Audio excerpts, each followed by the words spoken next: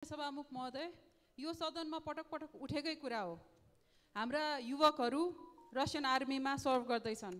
यही सदनमा पटक पटक उठेको कुरा हो, साइबर यो स्क्याम सेल सेन्टर्समा हाम्रा युवाहरू छन् भनेर। अहिले यो सदनमा हामीले यतिका दिनसम्म एउटै माग, जनताको माग राखेर हामी उभिरहेका छौँ।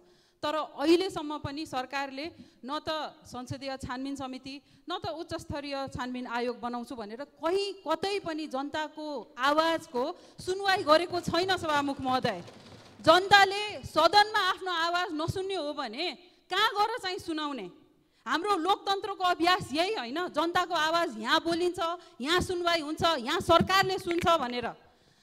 सरकार कसको लागि? म फेरि हाम्रो सन्तोषीले सोध्नु भएको प्रश्न सोध्न चाहन्छु। सरकार कसको लागि? निर्बल दुर्बलको लागि कि शक्ति भएकाहरूको लागि? कहिलेसम्म हाम्रा युवाहरू हाम्रो देशमा 1 करोड खर्च गरेर अमेरिका जान तयार हुन्छन् 1 वर्षको जर्नी लगाएर? किन त्यसमा छानबिन गर्नु पर्दैन? त्यसमा पोलिसी रिफर्म के गर्ने सोच्नु पर्दैन? कहिलेसम्म हाम्रा युवा यो खुला आकाश मुनि गोल घर जस्तो यो युवाहरूले महसुस किन गरिरहेको छ? त्यसमा हामीले आपत्ति जनाउनु पर्दैन?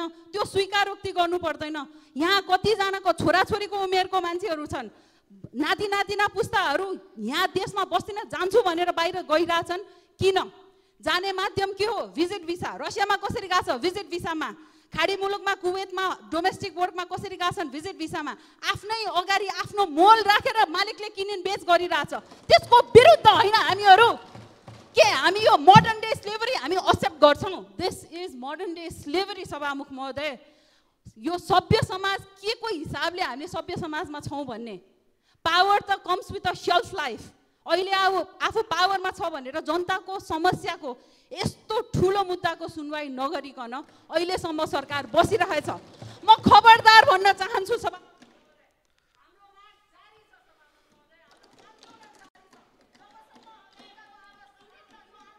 मान्य सदस्यहरू आसन ग्रहण गर्नुहोस् र हामी नियमित कारबाहीमा अगाडि जानुपर्छ। त्यसैले गर्दा मान्य सदस्यहरू, हाम्रो निर्धारित सूचीमा अब कारबाही अगाडि जान्छ। त्यो गर्नको लागि मान्य सदस्यले आसन ग्रहण गरेर वातावरण बनाइदिनुहोस्।